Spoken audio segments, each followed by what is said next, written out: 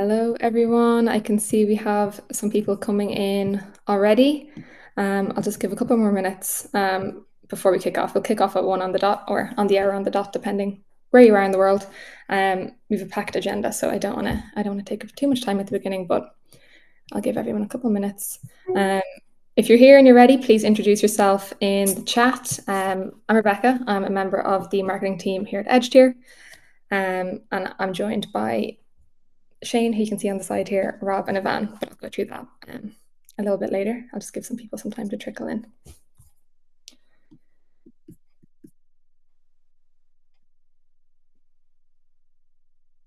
I can see Gina's here, Alejandro's here, Sophia is here, Dave's here, Nicola, lots of people in the audience today.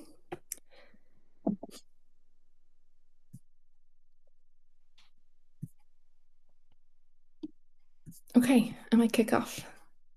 We get stuck into it. So welcome everyone. As I said, I'm Rebecca. I'm a member of the marketing team here at EdgeTier. Please introduce yourself in the chat so we can see who's here and where you're coming from. I know it's probably morning for some of you, afternoon for some, so welcome wherever you are in the world. We have a packed agenda, so I'm just going to jump straight into it. Today's session is all about turning your support conversations into a real-time source of truth. In the world of iGaming, support teams are often the first to feel the impact when something breaks, and I know many of you on the call can probably relate to this. But you're often left reacting too late because you're relying on anecdotes from agents or you're trawling through tickets one by one, and you're struggling to get the right people to look at the problem on time. But there is a better way to handle this, and we're going to hear about that directly from PowerPlay. So we'll hear from PowerPlay on how they moved from that manual analysis to real-time automated issue detecting, which brought them from spotting issues and resolving problems from over 24 hours to just down to under 15 minutes. They'll also share how this shift helped them prevent up to 50% in a potential revenue loss during a major platform migration that they went through recently, which is a sharp contrast to a previous migration where critical issues went unnoticed for far too long. The guys from PowerPlay are also going to walk us through the changes they've made in their day-to-day operations and also some agent QA processes and the impact that this has had across the business, not just in the contact center. So you can see here on the slide, I'm joined by Shane Lynn, who is CEO and co-founder of EdgeTier. I'm joined by Rob Davies, who's consultant at PowerPlay, and Ivan Ivanov, who is a customer service manager at PowerPlay. But before we dive into the PowerPlay story, I want to zoom out a little bit and just talk about some kind of broader context things and data in the contact center. So we all know that support teams are sitting on a goldmine of customer insight, but that insight's very often locked within the systems you're using, and it's very rare that you get to act on it fast enough.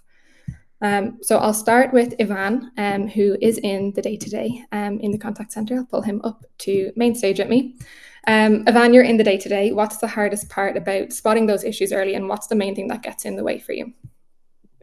Sure. Thanks for the introduction, by the way, Rebecca. Hi, everyone. My name's Ivan, the customer service manager here at PowerPlay, as Rebecca already mentioned. So in terms of the main challenges, probably the biggest one is filtering the real issues from the noise, which means, let's say, picture this. On a normal Tuesday, we get hundreds of live chats, emails, and calls. And when something starts to break, it's not often that it announces itself with capital letters. Instead, it's buried in just a couple of percent of the total daily traffic. Manually skimming through this volume, obviously, it's like, let's say, trying to hear a smoke alarm in a rock concert. The alarm goes off, but you just can't keep up, and it just gets lost in the music.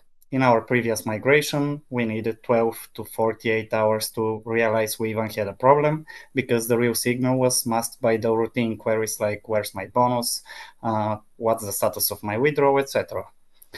The second challenge is there was just no sense of scale. Even if one of our agents flags, hey, a player can't log in, the first question we are asking is it one VIP or half our customer database? So without proper context, we are forced to guess, and that paralysis obviously burns time.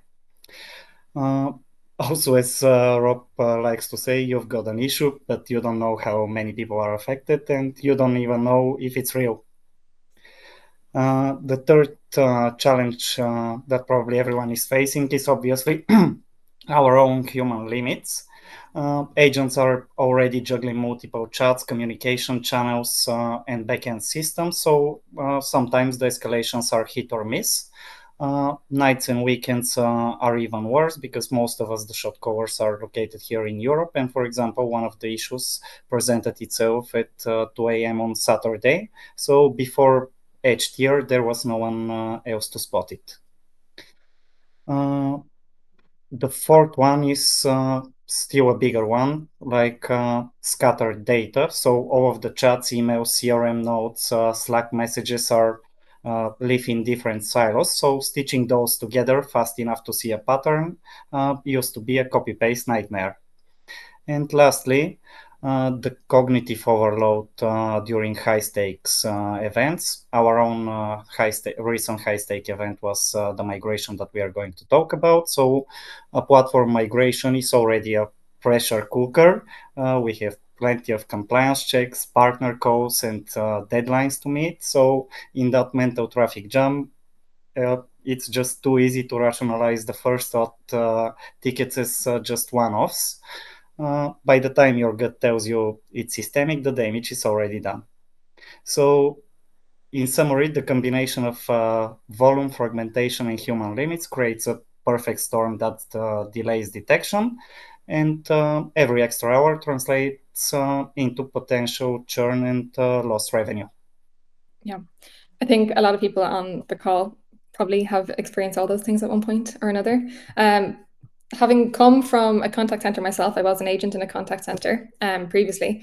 I really feel the waiting for agents to kind of find these issues and find them manually. It takes a lot of time and it does take a lot of mental headspace. So I think you're dead right there. Rob, I'll bring you up to main stage and let me ask you, kind of from a broader view, what is, do you think, the gap from all those things that the support center knows or that support knows and the business needs to know? Where's the gap there? Yeah. I mean, from my perspective, I think the two things that are always challenges in a sort of customer service environment, which Ivan's alluded to some of those, it's scale, it's knowing actually how big the problem is. And what you tend to go, I mean, my responsibility as well as the sort of customer service and operational teams, I have responsibility for product and marketing as well. And often when something goes wrong, those teams, it's not as if they don't want to own it, but they can be quite defensive about, you know, it's our problem, or it's something, the promotion's been set up the wrong way, or the website's not set up in the correct way, or the deposit or withdrawal process isn't working, something's broken. And often you get stuck in this sort of loop where you're going to them saying, look, we've got a problem here. And they're saying, well, how many customers is it? And, you know, before we had tools like EdgeTier, it was often like, well, yeah, there's a couple of agents I just spoke to have said that. What EdgeTier does is it gives you very precise information on scale. So you know exactly, you can say, look, over the past 2 hours, we've seen a 70% increase in our contact volume. And of those contacts coming in, 80% of them are purely about this promotion where the terms and so you've got this sense of scale, and rather than these sort of quite sort of defensive, awkward conversations, you can have really mature conversations about, right, okay, it's only 5 contacts we've had in the last hour. It's only, we've looked at the metadata, it's only affecting people on a particular version of an iPhone. Okay, we'll stick that in the backlog. It's not mega important. Whereas when it's a huge issue that's affecting all the center, you haven't got to rely on asking agents, or even when it comes up through a supervisor and through a manager, there's all sorts of biases that take place in that, because the agent chooses what they think is important to tell the supervisor. Sometimes it's based on how vocal the customer is, so the loudest customers will get the most reception. Whereas with tools like this, you can solve that scale issue and know exactly what the issue is. The second bit, and again, Ivan alluded to it, is detail. What you tend to use in contact centers, or you tended to use before we had a tool like EdgeTier, is just disposition code. So you sort of said, well, it's a sports deposit issue. Okay, but what sort of sports deposit issue is it? And if you look at an individual chat, you won't get the whole picture. Whereas because EdgeTier is able, using the AI, to aggregate all those contacts together, it can give you clearly this specific thing is causing your issue. That's how many contacts. So then to drive change and drive, those conversations in business is so much easier. So, that to me is the key thing it does. It solves the scale issue and it solves the detail or depth issue. Yeah, I can totally see that, because even in my own role, I know I'm focused on the work that I'm doing at the moment, and if someone comes to me with an issue, I need to see how much of a priority is it, and that's hard to do without data if it's just anecdotes. So I can see how you're bringing this data. Here's the problem: this many people are contacting us about this issue. It does take away those kind of awkward conversations and those obstacles you have to have with other teams. Okay, thanks, Rob. Shane, I'll bring you on up. You talk to a lot of CS leaders, you talk to a lot of guys like Rob and Ivan in different companies. What do you hear the most often when people say they don't have the visibility that Rob was talking about? What's really missing for them? What's that visibility? Yeah, great. And thanks for the introduction. So Shane here, CEO and one of the co-founders of EdgeTier. Yeah, and you're right, Rebecca. So we speak to loads of CS leaders, right? And the issues that I think Rob hit on loads of the points that we see in tons of industries and tons of contact centers of a certain scale. And it's summed up in your question there around like a lack of visibility, but I think that maybe doesn't capture it, because obviously they can, physically see the chats and they can physically see the calls and emails that are coming through. But there's a lot there. It's overwhelming, and it's overwhelming for people that, surpass 20 or 30 agents up into the thousands. Volume is an issue. So they notice lots of chats. There's a big interaction mix. Often there's a mix of languages. They're coming at speed, and there's different things happening and different people telling them certain things. And I think that sense of overwhelm it gives them the sense of like a lack of visibility. A lot of the analytics tools that we see when we go in, they may be built in as part of platforms. They'll often give good information on maybe the categorical type of data. So how many chats are there? How many chats are live right now? How many calls happened in the last 2 hours? Oftentimes it's not real time. And I think in answer to your question about what's missing, I think it's an ability to use the text within those conversations to make decisions. So while I can tell you how many calls happened in the last hour, can I immediately tell you how many of those calls did the customer exhibit frustration about our login process without having that set up in advance? How quickly can I get the answer to, how many customers gave praise to the agents in the deposits team over the last 15 minutes or over the last week, without having a fixed dashboard in place that someone in the data science team has pulled together? And I think the ability to ask those questions moves people from what Rob kind of described there, like, and we call it kind of a hunch-driven approach, where we're operating on opinions, we're operating on anecdotes, we're making decisions based on, well, I heard that there's a real problem with the refunds, and Jane and Mary said that last week, to a conversation that's much more, we had 370 conversations last week with customers, and in those, they all mentioned the refund process with using across different languages, using different terminology. And all of those have frustration exhibited in them. And we have a summary here of the key issue. And it's because we don't support Visa refunds or something really specific. Mm-hmm. And the conversation then you're having within the business is much clearer. You have like a stick that you can bring or a piece of paper saying, this is the impact, this is the cost, let's fix this problem. And you can really move to that kind of quantitative decision based on data, where you're driving this kind of continuous improvement. So having this idea of eyes and ears on your chats at all time, both in real time, and then moving away from that kind of, I suppose, anecdotal evidence. I think that's the thing we see across, and it's just so common. We have a slide that we show people at the start of conversations. They'll go, oh yeah, that's such a pain. Whenever I'm asked for data, I have to get an Excel sheet and someone has to do a pivot table, and it takes 2 weeks to turn around. And we try and turn that story into a 2-minute turnaround or a 1-minute turnaround instead. Yeah. And that's what we're going to talk about today now with Rob and Ivan. So yeah, that was a perfect segue. I'll hand it over to you, Shane, to go through the real world example of Rob and Ivan and introduce them a little bit more as well, so everybody in the chat can get to know them. So I'll disappear and I'll bring the guys up. We'll see you later. Bye-bye. Yeah. So in the room we could walk on and off screen there to make this more natural. So look, guys, yeah, great to get to chat to you here today, and hopefully we can keep the conversation pretty conversational and of interest to the audience. So we're going to talk about a migration story that happened and how you guys used the real-time kind of aspects of things to keep an eye on issues and immediately solve things as they happened. But before we kind of kick in there, it'd be good maybe, Rob, to give us a bit of background, you know, for the audience. Who are PowerPlay? Who are you? What's your overall setup at the moment? How do things look? What's the level of complexity? And just set the scene for us, I suppose. Yeah, thanks, Shane. So, PowerPlay, online sportsbook in casino, been in operation since 2018. Purely based in Canada. It took us. I was actually involved with the business right at the very start when it was literally 6 people in an office in Curacao, and I did a bit of consultancy work for them, and then was working for another operator for a long time. And the last couple of years, I've come back sort of full time to PowerPlay. So, yeah, we're only based in Canada. We've seen Canada as a huge growth opportunity. It's a really mature gaming market, plenty of high value players there. So we've scaled the business quite significantly over the course of the last 6 or 7 years.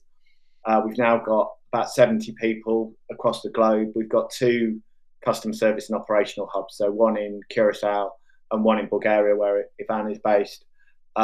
We sort of a business is a little bit split into 2, and this becomes relevant to the sort of migration story. So we've got a regulated license in Ontario, which is Canada's biggest province. They're a sort of head of the curve in terms of licensing online gaming. The rest of Canada hasn't gone through that process yet. So we use the license we have in Curacao to cover the rest of that customer base. So in terms of the migration, we actually switched our software suppliers, so from FSB to Gig, and we've been doing that over the course of the last 12 months or so, or a little bit longer than that. Initially, we did what we called the rest of Canada business, so that's actually the majority of our customers, and that took place in June of last year. And for the audience, Rob, when you say you switch into your backend software, is that your billing software, your player management? What's actually changing? It's the sort of whole thing. So it's basically the back end of our system. So the player account system, all the trading systems, the website, everything changes. Huge change here and trying to make that seamless to customers. Don't know about it, I presume. It's like this is just happening, but you don't. Yeah, I mean, we flag it in advance and say this is going to happen, and we try and make it as seamless as possible in terms of them not having to create new accounts, but it's not perfect, and it's a massive technological change to do this, to get in the space of a few hours all your customers over from one software system, fill the database of all that existing data into another, the website, look and feel, everything changes from a internal and external point of view.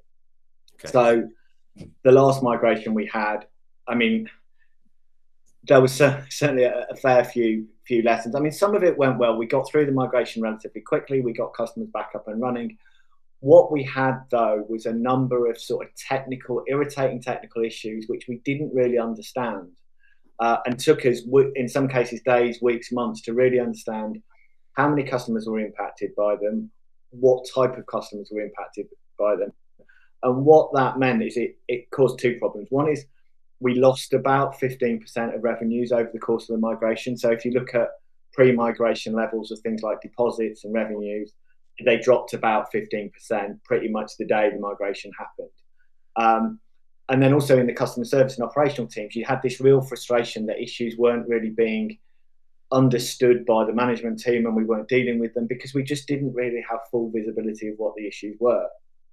And I suppose that's the type of thing that's migrating from customer service issues and IT issues up to board level conversations, right? It's suddenly, this is now not a simple software migration, but it's something that we're talking about at projection level and future of the company impacts. Yeah. I mean, and everyone says, during migrations, because people just don't like change. If you change, like any app you use, if it changes everyone, it's just irritating. So we were told to expect a drop in volume, drop in revenues, and we'll tell the story about so in February we had to migrate the rest of the business, so Ontario.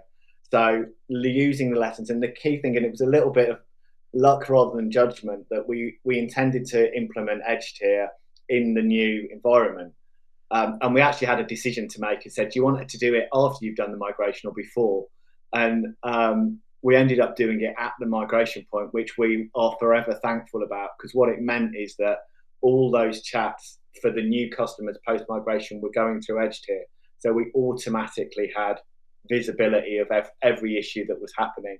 I mean, I'll let Ivan sort of talk a little bit about just the impact on customer service generally, and then there was 3 specific issues that I can pick out and talk about. But I don't know, Ivan, do you want to talk about the sort of migration generally from a sort of CS point of view?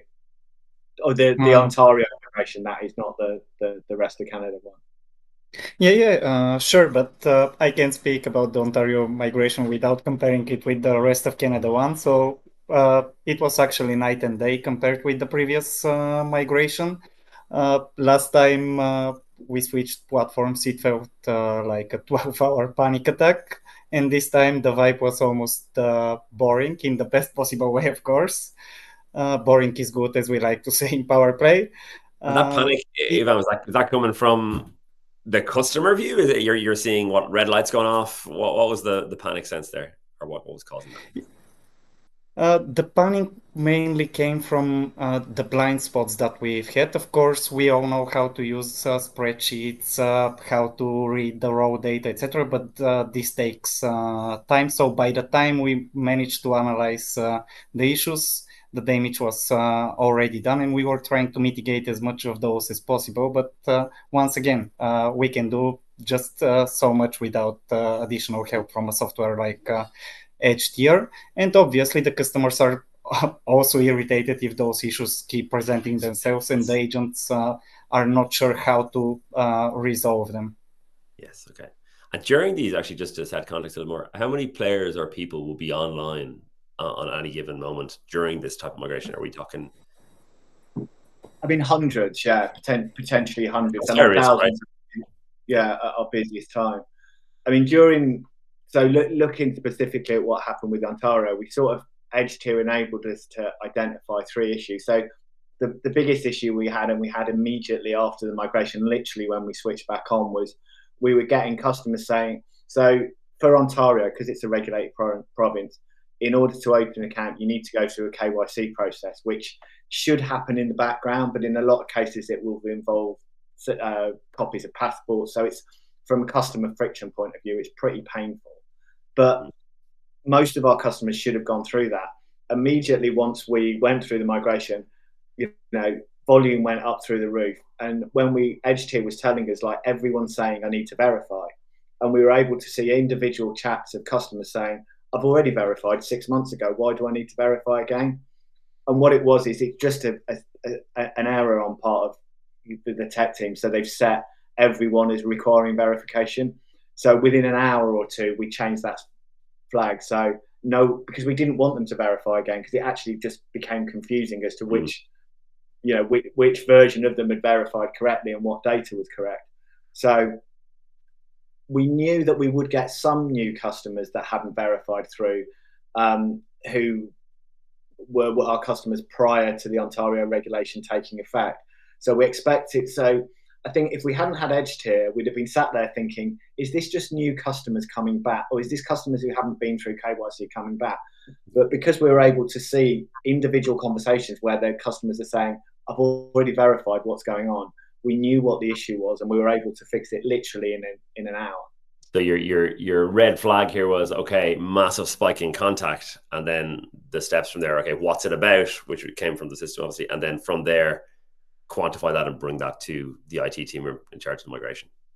Yeah, and as I said, we were able, by looking at conversations, to identify that it wasn't new customers who've never played before on since regulation. It was all customers. So we knew, and that's why, and we soon realised they'd all been set to verify again, which they shouldn't have been. The second issue we had was, and again, by looking at the chats, we were able to identify that. So we had a lot of customers saying, I'm blocked out of my account. And what it was is that the URL for the new site was different to the existing site. The impact that had on login is that your saved password in your system wouldn't work because it was a different website address.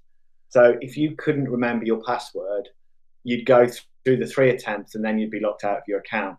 So again, we were able to, I think we saw one which was like one contact which the customers actually said, look, I've changed my password 3 times. My saved password's not working. And we were like, we understand what's happening here. So for that one, to fix it from a tech point of view would have took longer. But what we're able to do within customer service is say, just reset the password and get the customer through. So again, because we're able to get that sort of sense of scale and detail. And then we had one other issue, which was around casino, which was a bit more complicated, that some accounts have been set to test account, but only if you played certain games would it come up as an issue. It come actually up as an issue in terms of geolocation. But again, yeah. No, I was going to say, to play devil's advocate here, even on our own thing, which I think is worthwhile, maybe going through the audience, that why not rely on the agents here? Why not look at the agent labels, or sit amongst them and kind of say, what's going on, guys? How are things? You could do, but you're never quite sure, and this is the thing, because you're only sat next to one person. You're not sat next to everyone, and you're still getting the rest of Canada business, which is our biggest volume driver, is you're still getting the same volume of contacts for that.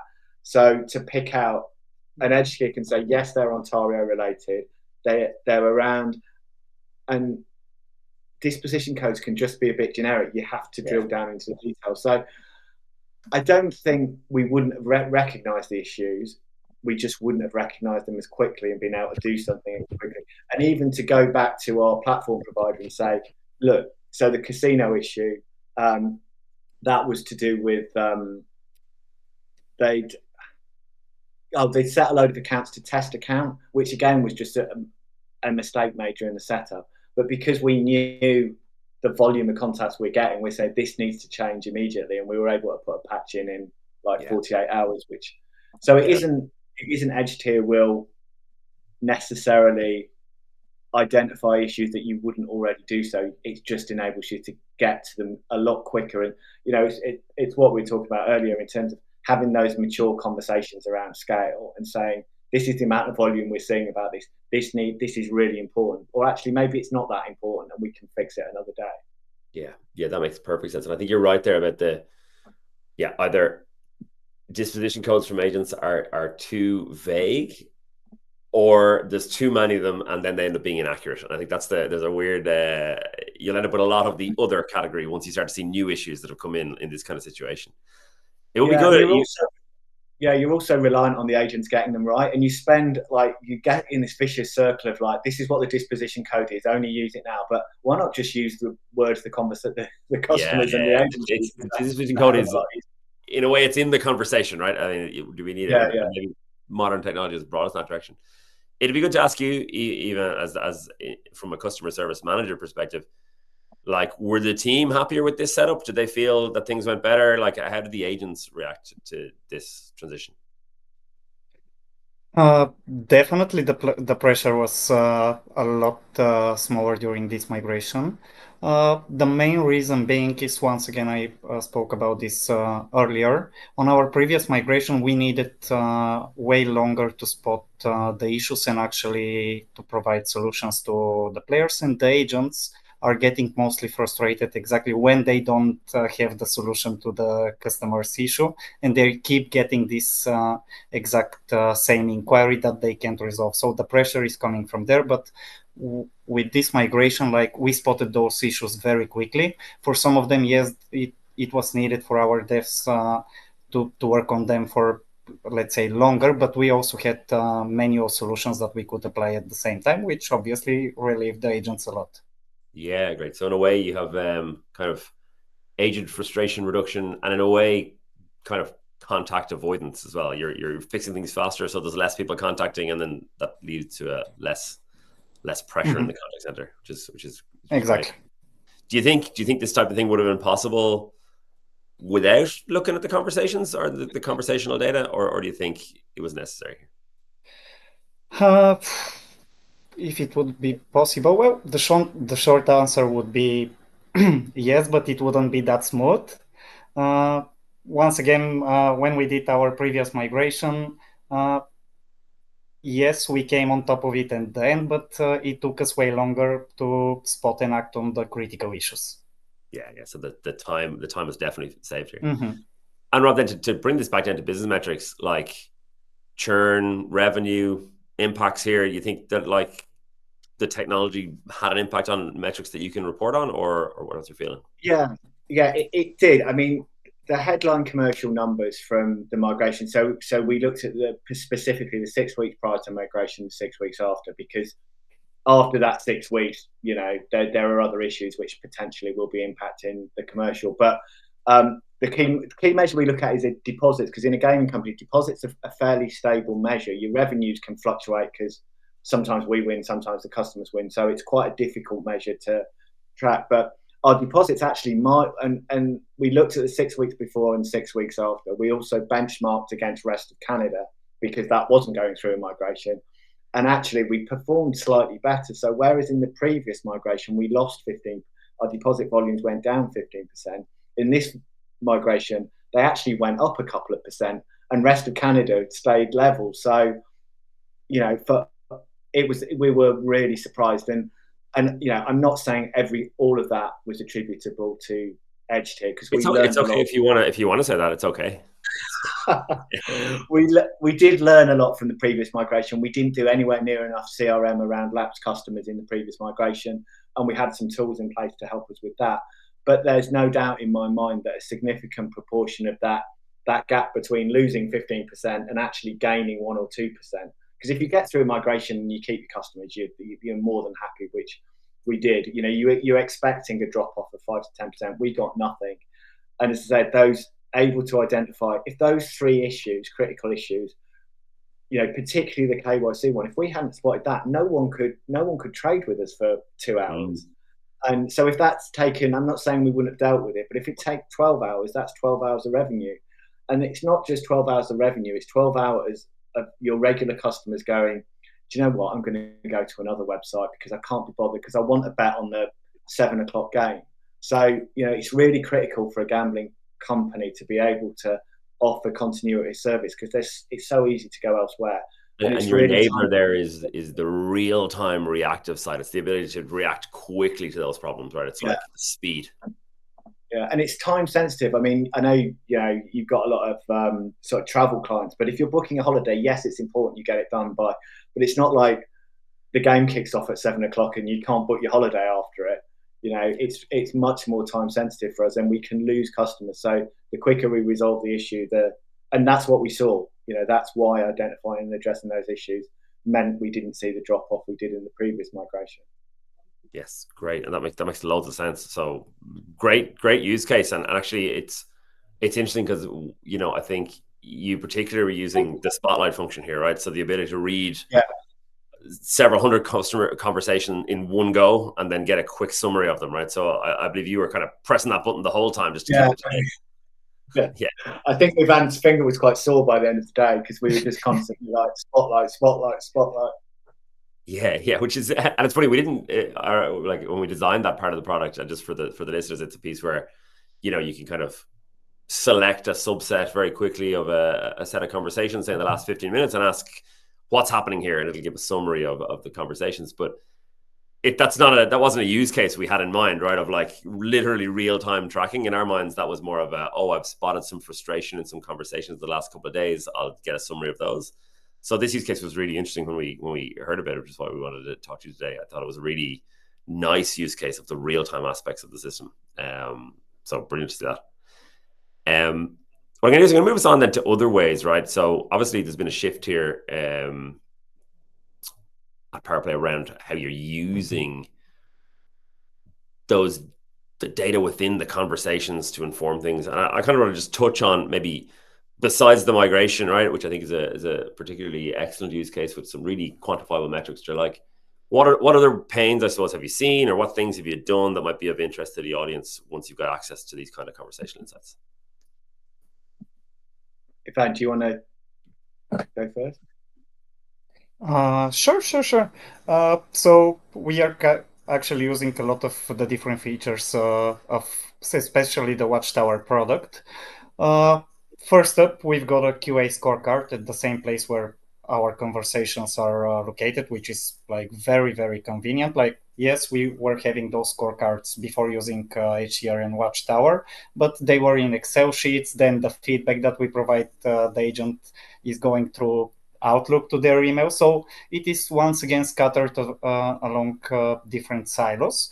And with Watchtower, everything is at one place. Once we score a conversation, the agent receives the feedback right away, which is big because the feedback for improvement especially needs to be delivered as quickly as the situation happened. And basically, our scorecard is just set up on like the important things that we want to watch for, basically the speed, accuracy, tone of voice, active listening, etc. And we grade a slice of chats every week. And since the rules are crystal clear, an agent can see, I lost 2 points on the tone of voice section. Next time I know what to fix. So there's no guesswork. We are also combining that with the phrase triggers that we have set specifically for QA purposes. So basically, just to keep it simple, we made two lists, a red list and a green list. The red list is stuff we never want to say. So for example, calm down, it's your fault, etc. And the green list is phrases that we love, like let me sort that right now. If either pops up, obviously the system tags the chat. That means that instead of digging through thousands of messages, I jump straight into the few ones that matter. The third one would be the AI tags, and we are just touching the surface with it because obviously those need to be set up according to our needs. So we are combining the AI tagging feature of the system with the manual agent tags. So for every chat, we receive a label, let's say with a withdrawal delay or bonus not received. And when I see, for example, the withdrawal delays spiked up with 20% since launch, I know to ping the product team before it blows up. Another one, which is a big move there to quantitative results, right? So moving from you know, a guess or a story to here's the numbers, product team. Look, this is a fact, not an opinion. Exactly. And another one that is actually a big one in our industry. So we are once again using the phrase triggers, but this time for responsible gambling phrases, because as Rob was telling, we are regulated very heavily in Ontario, and actually player safety is one of our top priorities. So for responsible gambling, we watch for words like I can't stop playing or I lost too much. And the minute those show up, the chat goes straight into the RG section in Watchtower that we have set up, so we can step in early and keep the customer safe. I think that's a real great use case that we see lots of, that idea of, you know, monitoring conversations and giving contact center leaders peace of mind that they're not relying on agents and it can work multilingually. We see it obviously in the responsible gaming applications. I've actually seen a few surprising ones in retail where, you know, people say something about a product going on fire or someone cutting themselves on something that they bought. And we've had some surprising ones as well in kind of the food industry around, like, I felt sick after the burger or the food arrived with some fungus on it, where there's, you know, customer safety or regulated issues across the board. But receiving real-time alerts on those as well has really become a big use case for us. So it's interesting to use that. For sure. Another way that we are using is we are monitoring the sentiment by topic. So for every main topic that we get, the withdrawals, bonuses, bet inquiries, etc., it gets a simple mood score: happy, neutral, frustrated, or confused. And I pull that up every morning. Anything red jumps to the top of the to-do list. Very good. We are actually combining this with the Spotlight feature as well. Nice. Yeah, we have some new functionality coming there actually that'll be of interest, I think, to everyone in the audience around automatically working out whether the customer left the conversation satisfied with the result. So just through their language, did they leave saying like, oh, this was no good? Or did they leave saying like, cool, thanks, see you later, that was great? And being able to break that down by agent, topic, view, and frustration as well. So that's great to hear. Thank you, Ivan. I don't know, Rob, if you've gotten there on the other pains that you've solved, or... Yeah, I mean, I think one of the big things we've done on the back of sort of implementing Edge here, and it sort of came about. So Ivan, I'm the customer service team, so we do a monthly review, and it's the normal sort of quantitative data that you spoke about at the beginning, like how many chats, what this average speed of answer was. some agent data, so QA scores, and the customers get asked a question at the end of the chat, so how they rated the agent. So, but what Ivan has started doing is using the edge tier stuff, and he's sort of given a list of the key query types, using the sentiment analysis to say, look, how many were customers unhappy? Were they frustrated? What were they scoring it? And then using the AI to sort of summarize what the issue was. And I was like, this is genius, because we can then, so we have a sort of weekly and monthly cycles of reviewing various projects that are going on within the business. So we now have a specific monthly customer feedback meeting. So we have stakeholders from marketing, from sports team, from casino, from product, and we'll have a list of priorities we're working on. And we can actually say, look, this one really needs to be high priority because this is how many customers it's impacting.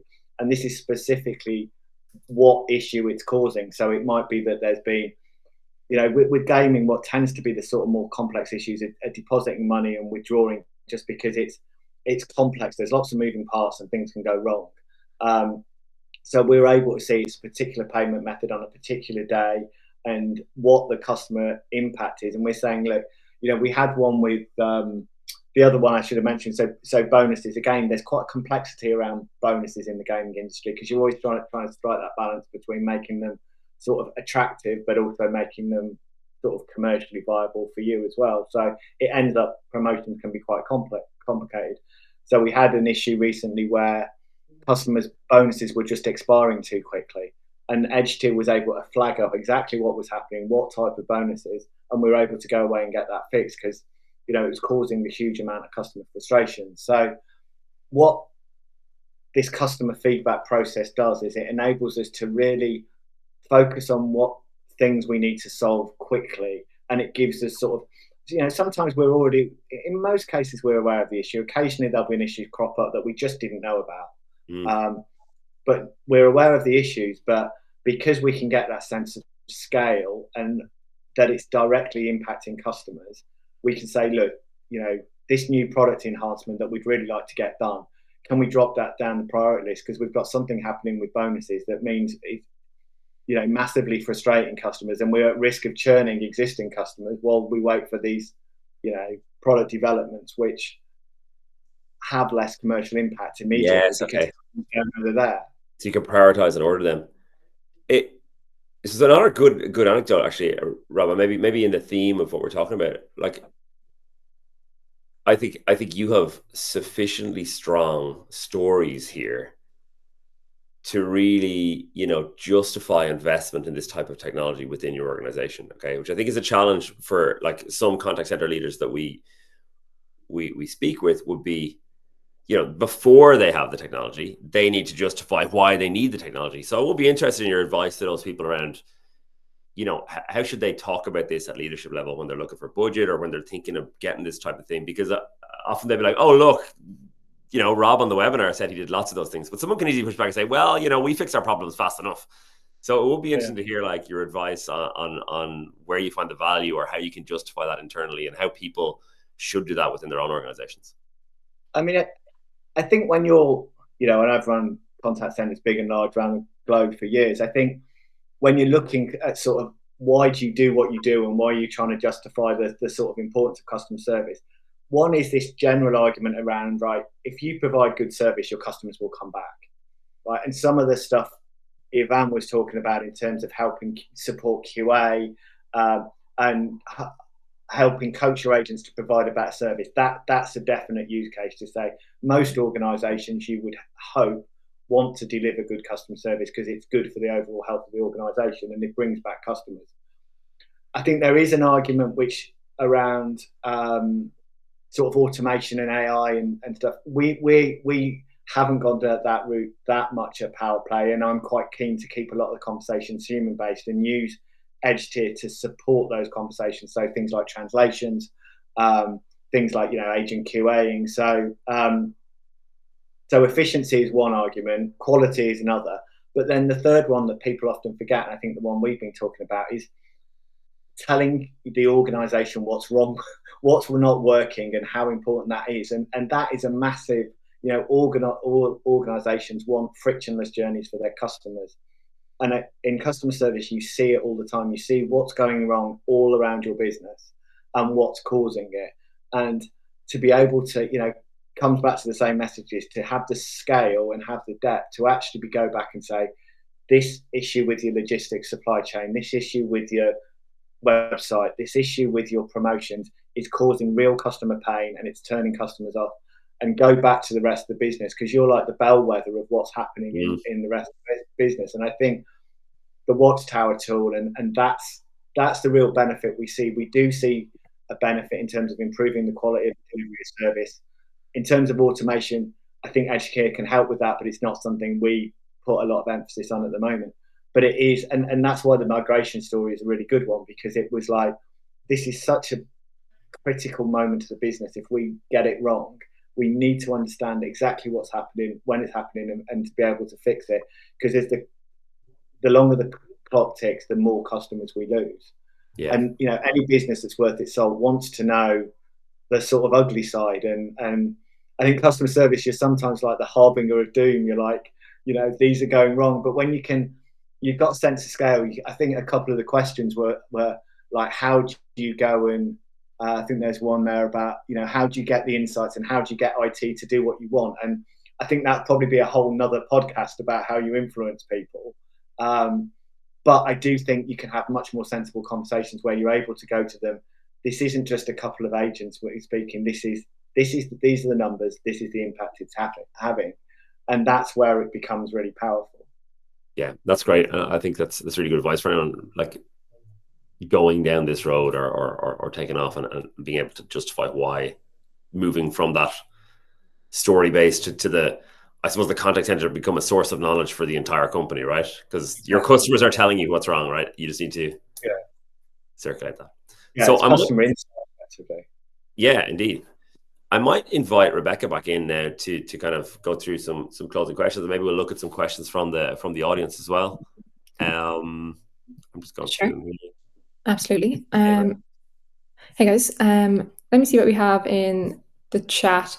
Candela's asking, how did you make sure that the issues you're talking about that were coming up during the migration were actually being actioned by other departments? I guess I can answer that. Go ahead. Basically, we also prepared very good before the migration. What we did is we created a couple of internal Slack channels related specifically to the migration or to the different sections of the website, like the KYC section, the payment section, the marketing section. So whenever an issue resurfaced in area of those areas, everyone that was able to help and was involved in those in those channels, we assigned a specific issue owner of those. And actually, whenever the issue was supposedly fixed, our customer service team was checking with the players to confirm. We were returning the confirmation to the product teams, and that was about it. So in general, it is just very strong internal communication. Mm-hmm. And I suppose having the hard data from EdgeTier helps push those things along, or helps influence teams get things done, as Rob said, is difficult to do. For sure, you're definitely cutting the debate of is this a real issue or not whenever you present the numbers. Yeah. I actually had a question myself. Was the KYC issue something that you were experiencing before the migration that only surfaced during the migration, or was it caused by the migration? So all customers need to go through KYC. It's not a frictionless process by any stage. It's sort of 3-stage. It should do a background check and put you through, but if it doesn't, they require to sort of upload documents. If that doesn't work, they have to actually send them in or scan a copy and send them in. So all customers go through it. The issue was there was a flag so all the verified customers who'd previously been through it should have been able to use the new site without any problem. A flag had been set in the wrong way for all these existing customers, was set as verified no. So when they hit the website for the first time, it drove them through the verification process, and it didn't need to because we'd already done it. So there was I think, as I said, a proportion of customers who, so the regulation in Ontario took place a couple of years ago. So if they'd have had an account prior to that, they'd have never gone through the KYC process. Okay. And when we did the marketing for the migration, when we did some marketing around the migration, new site, better look, more product, we sent it to all our customer base. So we're anticipating some customers wouldn't have gone through it. But what we were able to quickly identify is this wasn't an issue affecting a small proportion of customers. Every single customer was saying, why am I being asked to verify? I did this 6 months ago. So in short answer, yeah, it was only post the migration because a flag had been set incorrectly. Okay. Interesting. Miguel's asking, do you use any chat apps like Telegram? If yes, what's your experience with them? And are they integrated with EdgeTier? We don't. So we can in Ontario, and we were just actually going through a process part of it. So particularly WhatsApp, Telegram possibly you could, but WhatsApp, because it's owned by Facebook, you can't get we can't get an account as a gaming operator in our rest of Canada business. In Ontario, because it's regulated and we hold a license, we should in theory be able to get a license, but they're quite strict on gambling operators. So we don't use WhatsApp at the moment, but it is on our roadmap to do it. And I know, we can integrate it. But yeah, it's live chat. We do calls as well and email for us. Mm-hmm. Okay. Ivan, I'll ask you this one. What role do agents play in the process now with the new AI implemented, and has their job changed much? That's a good question. Okay, so let's say because the easy pattern spotting is automated now, agents have more headspace to be human. So add empathy, double check understanding, upsell when it fits. And our CSAT actually went up even while the volume spiked during the migration. They also get a front row seat for improvement. So agents still tag the new edge cases that the AI misses. That feedback train the model, so they've become teachers as much as troubleshooters. It's a quick emoji click, not a big form. And actually, let's say faster escalations and clearer ownership if chat triggers are responsible gambling or payment error, the agent knows exactly which team gets it next and what info to include. So no more who handles this in the Slack threads. Mm-hmm. I think the fear might be with a lot of people that bringing AI into contact center will change agents' jobs a lot, chatbots and things like that. But I think in this case, it's quite different, and it makes their job a little bit easier, and they can focus on the right things and spend the right amount of time with customers and make that experience better, which is good. One last question before I bring it back to Shane. One last question for you, Ivan and Rob. What's one thing you would recommend to any other iGaming company on the call now to help them prep for a really risky moment, like a migration or product change or peak trading times? And do you want to go or shall I?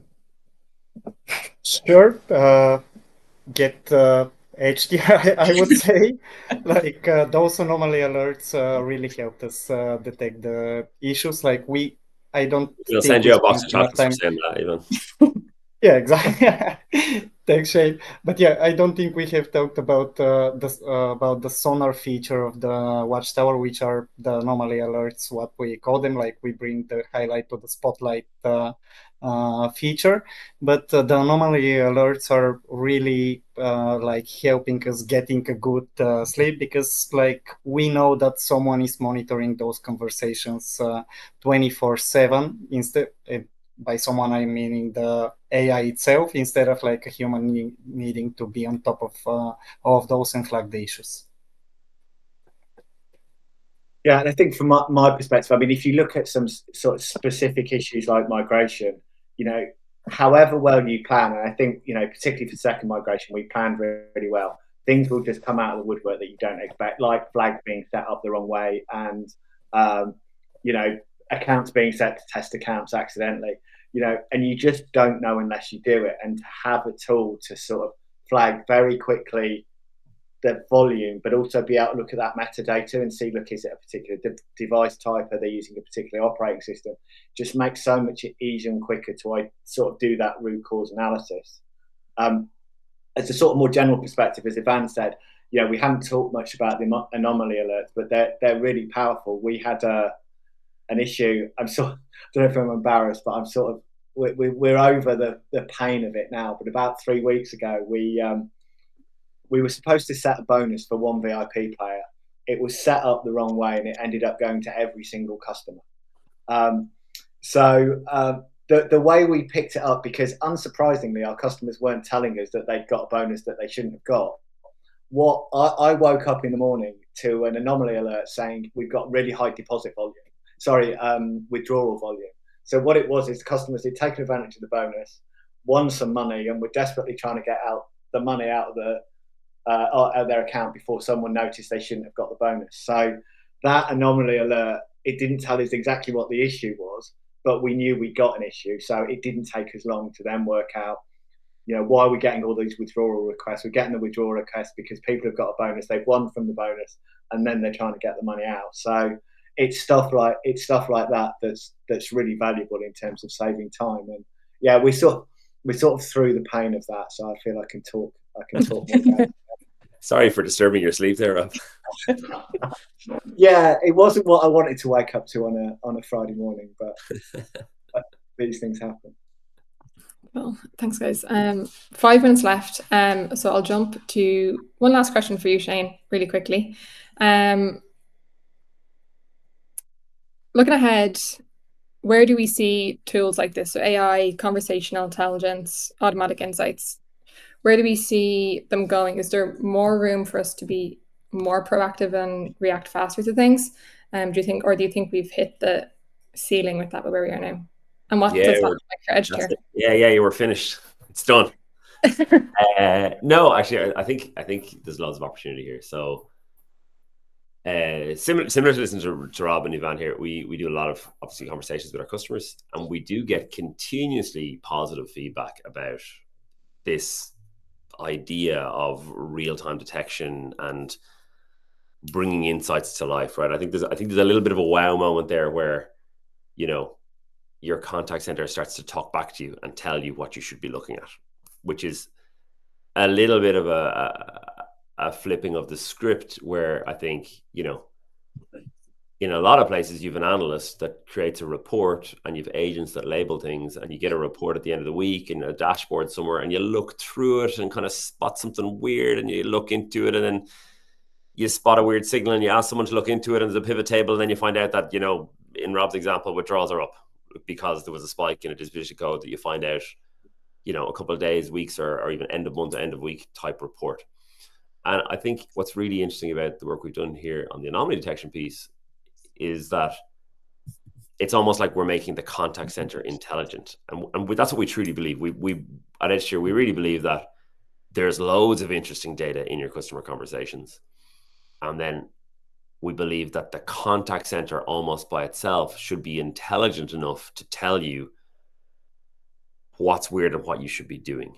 Like, all the data is technically in there, right? And if an analyst can go through it and find the patterns, I think with the recent advances in large language models and agentic technology, one idea we're working towards, and we think has great legs, we've seen some great results already, is the idea of doubling down on this idea of anomaly detection and almost having an agentic data scientist that's working away for you all the time, almost scurrying through your data at all times and saying, oh, not just real-time anomalies, but there's been a drop in CSAT last week, and we think it's because, you changed the website. Several customers have talked about it. Or, oh, handling time has gone up over here on this brand, and we think it's because this thing isn't working.